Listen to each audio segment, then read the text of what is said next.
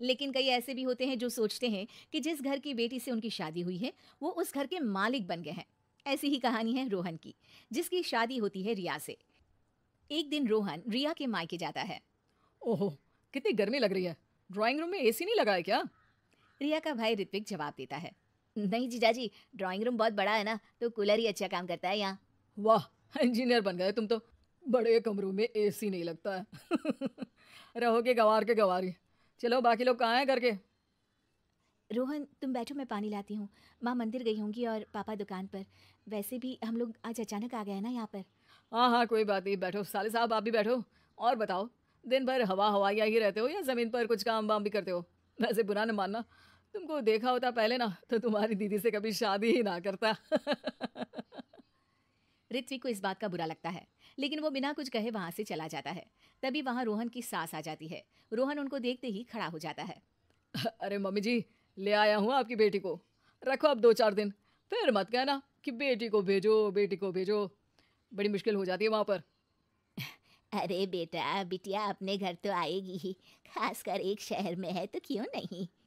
अरे तो फिर शादी क्यों की? रखी रहती घर पर ही। सास को रोहन की बात अजीब लगती है, लेकिन दामाद जो ठहरा, बोलती भी तो बोलती क्या। अच्छा मजाक कर लेते हो बेटा। खैर बैठो, मैं चाय नाश्ता लगाती हूँ। अरे ना मम्मी जी ना, चाय नाश्ता वाला दामाद नहीं हूँ मैं। बहुत काम है, चलता हूँ। वैसे भी गर्मी बहुत है आपके घर। ये बोलकर रोहन वहां से चला जाता है। रोहन की इस आदत से परेशान तो सभी होते हैं, लेकिन घर का दामाद होने के कारण कोई उसे कुछ नहीं कहता। एक दिन रिया और रोहन एक नया घर लेते हैं, जहां गृह प्रवेश की पार्टी होती है। सभी के साथ रिया के मायके वाले भी वहां आए होते हैं। अरे ऋत्विक, कैसे हो?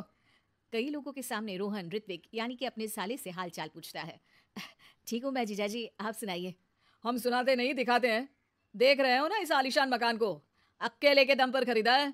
तुम्हारी तरह नहीं, बाइक उठाई और हो गए हवा हवाई। ऋत्विक को गुस्सा आ जाता है। तभी वहां रिया आ जाती है। रिया भाई की बेइज्जती देखकर सभी के सामने कहती है, मेरा भाई देश की सबसे अच्छी कॉलेज से इंजीनियरिंग कर रहा है। अभी वो छोटा भी है, जब आपकी उम्र तक आएगा तो जरूर इससे भी अच्छा करके दिखाएगा। ये बोलकर रिया अपने भाई को लेकर चली जाती है।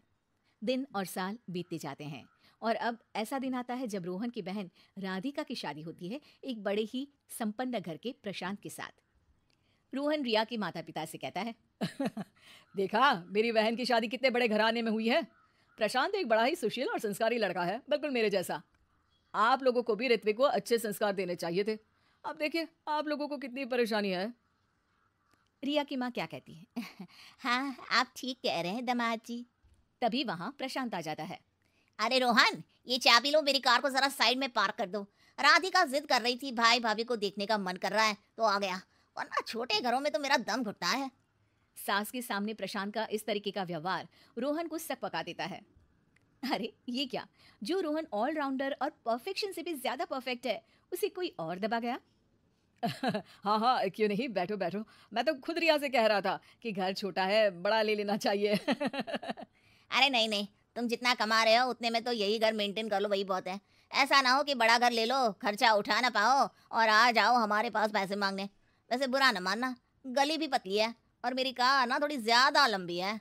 जाओ जल्दी से लगा कर आओ। रोहन मरता क्या न करता, चला जाता है। रिया की माँ को ये देखकर अच्छा तो नहीं लगता, लेकिन फिर वे भी सोचती हैं कि रोहन के सामने कोई तो सभा सिर आया।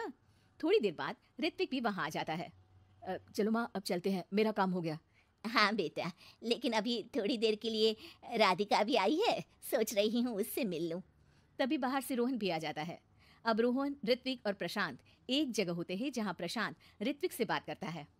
अरे तुम रिया भाभी के भाई हो ना?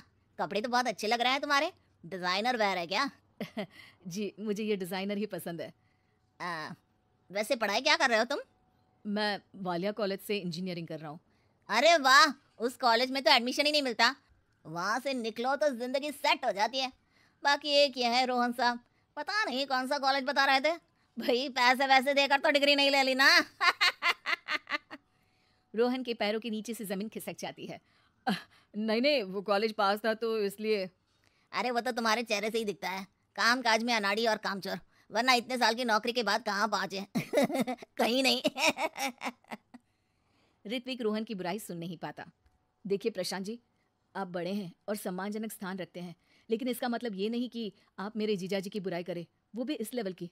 हमने अपनी बहन की शादी इनसे कराई है, तो ये बुरे और गलत कैसे हो सकते हैं? रोहन ऋत्विक की बात सुनकर आंखों में आंसू भर लेता है। रोहन, मुझे माफ कर दो। यही व्यवहार मैं तुम्हारे साथ भी करता आया, लेकिन फिर भी तुमने मेरे सम्मान की सोची। जीजाजी और प्रशांत जी, एक बात बताता हूँ। जिस घर में आपकी शादी होती है वो आपको अपने जिगर का टुकड़ा देते हैं, तो उनसे तो बड़ा आपके जीवन में कोई हो ही नहीं सकता। वो आपका सम्मान करते हैं ताकि